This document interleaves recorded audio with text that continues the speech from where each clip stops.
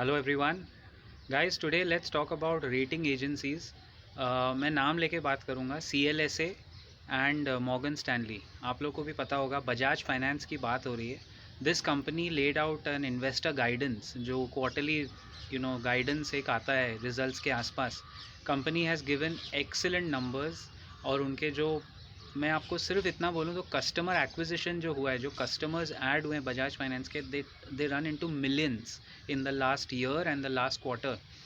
और जो भी नॉन बैंकिंग फाइनेंशियल कंपनी का मेट्रिक आप उठा के देखो और बजाज फाइनेंस को उस पर रन करो, the company is looking excellent. Now I would like to draw your attention to 3 weeks back. दिसंबर सेकेंड वीक में CLSA का एक डाउनग्रेड आया था। उन्होंने कहा था कि बजाज फाइनेंस बहुत ओवर वैल्यूड है, बहुत ओवर प्राइस्ड है। They had given a downgrade of 6,000 पर शेयर। उस वक्त शेयर का प्राइस चल रहा था 6,900 7,000।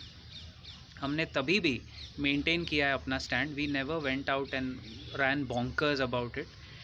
आज ये सुबह को जो न्यूज़ आई कि the company has given very positive guidance, very positive management commentary, इतनी स्ट्रॉन्ग कमेंट्री।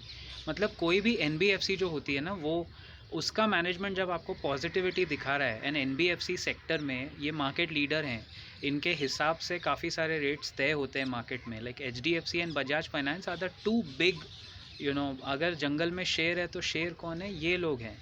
सो उस वजह से, वो डोमिनेंस के वजह से, वो मार्केट लीडरशिप के वजह से दे कमांड द प्राइस। तो प्राइस तो ऊपर ही होने वाला है ऐसी कंपनीज़ का। Morgan Stanley on the other hand has given an overweight rating. मतलब आप सोचो, स्टॉक का प्राइस है 7,200, कल उसका क्लोजिंग हुआ। लास्ट एक हफ्ते से सिंस क्रिसमस न्यू ईयर ये ऊपर चढ़ता जा रहा है विथ माइनर करेक्शंस। 7,200 कल के आसपास क्लोज हुआ है। Today it close eight 7,650 apparently, approx 7,650। अब उसके बीच में अगर रिटेल इन्वेस्टर ये सोचे, शुड आई फॉलो CLSA और should I follow Morgan Stanley? अगर आप CLSA को ब्लाइंडली फॉलो करेंगे तब भी आप फंसेंगे, क्योंकि 6,000 का उनका टारगेट है।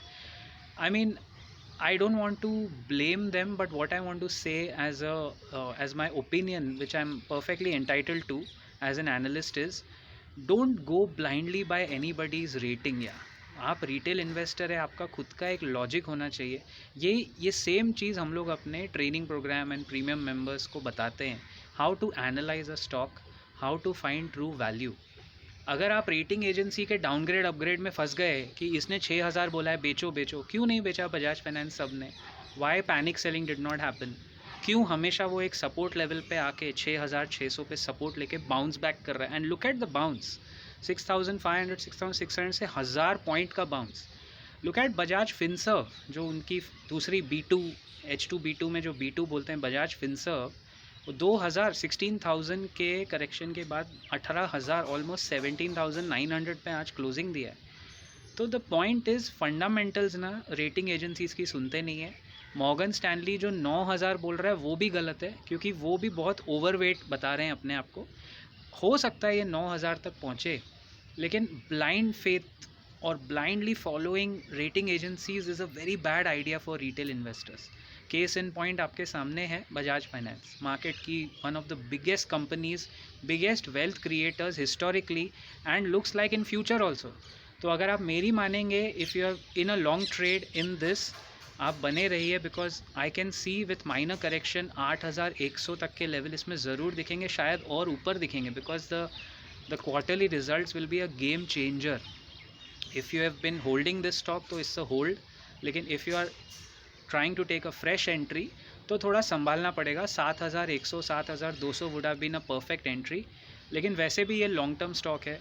अब हमारे जैसे लोग तो 2,100 रुपये से होल्ड करके बैठे हैं, 2400 एवरेजिंग करते करते भी 2,400 रुपये से होल्ड करके बैठे हैं। तो अगर आप किसी वैल्यू इन्वेस्टर को पूछोगे तो वो शायद कभी सेल नहीं करेगा बजाज फाइनेंस, चाहे वो 6,000 पे भी गिर जाए, which will never happen. I don't think यहाँ से मीनिंगफुल करेक्शन के बाद वो 6,000 तक जाके गिरेगा as the rating, so called rating agencies से। मैं आपको बताऊँ, ये रेटिंग एजेंसीज ना, they just go by the numbers, they don't understand local market dynamics. ये लोग अपने कंट्री में, अपने फितूर में रह के, AC के कमरे में बैठ के, ये लोग बड़े बड़े सूट कोट पहन के TV पे आके, nothing against them, it's an occupational hazard, I understand, ये उनका काम है, उनकी रोज़ी रोटी होगी।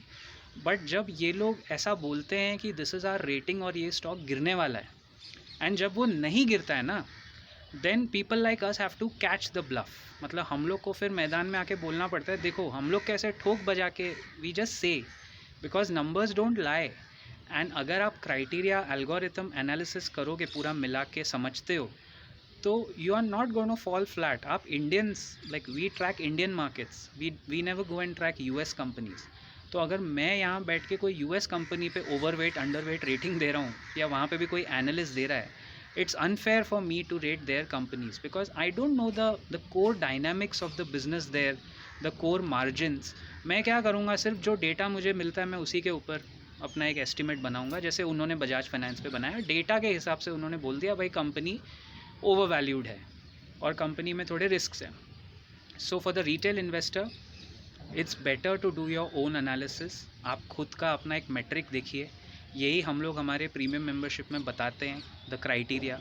And it's always better to be safe in market leading stocks. India में मोनोपोली बिजनेसेस हैं, तो मोनोपोली में अगर एनबीएफसी की बात करो तो बजाज फाइनेंस आता है, अगर आप कोई स्पेशलिटी केमिकल्स की बात करो तो केमिकल्स के हिसाब से वो कंपनी, लेकिन हर कंपनी अपने सेक्टर में एक मोनोपोली है, इट्स अ मिनी मोनोपोली। तो you will rarely have that problem of stock picking in India unless you don't want to listen to fundamentals। अगर आप सिर्फ ट्रेडिंग के भक्त हैं तो फिर आप फंसेंगे।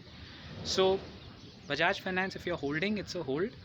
And standard disclaimer, all stock ideas on the channel are my personal opinion, it's a researched opinion। Any position if you take, please consult your registered financial advisor and consultant। I'll see you around in the next video।